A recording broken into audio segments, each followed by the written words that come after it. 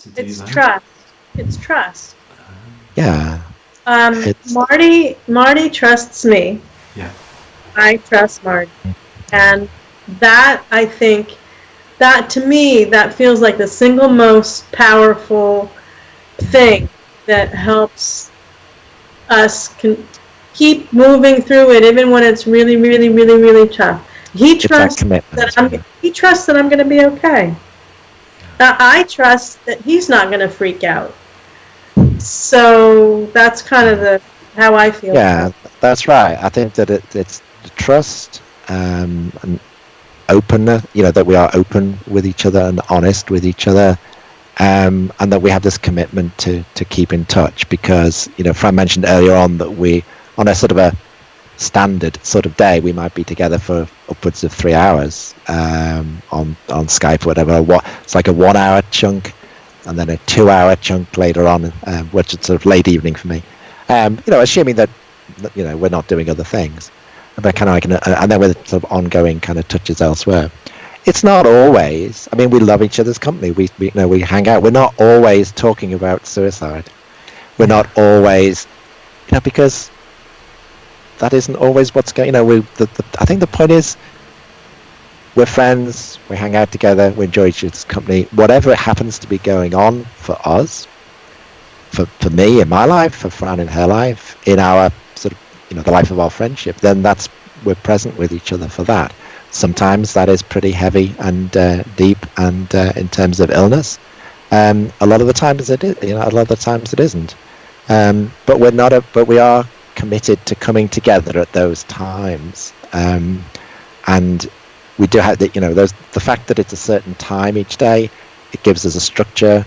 I think it helps each of us in terms of sort of planning it. It certainly helps me in terms of sort of planning our time around other family and other things.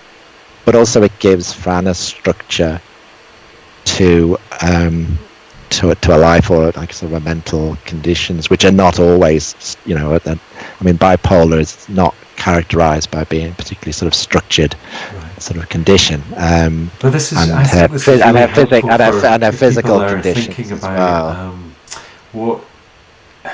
how to be. I think it's easy for us to think, right, what's the technique?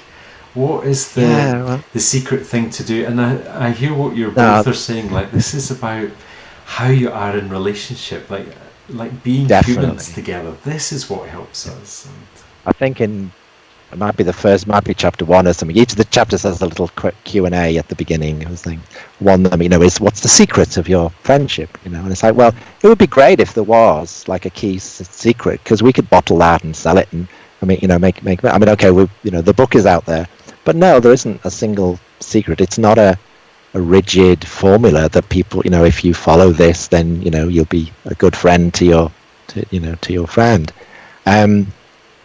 But the principles, I think you touched on it there, are there. It's really like how to be a friend, and the fact that your friend might have mental illness, might have all these conditions going on, doesn't make things easier. But again, there's lots of things in life that don't make it easy to have, relationships, whether whatever that might be. There's all kinds of issues that people deal with, and friendships deal with.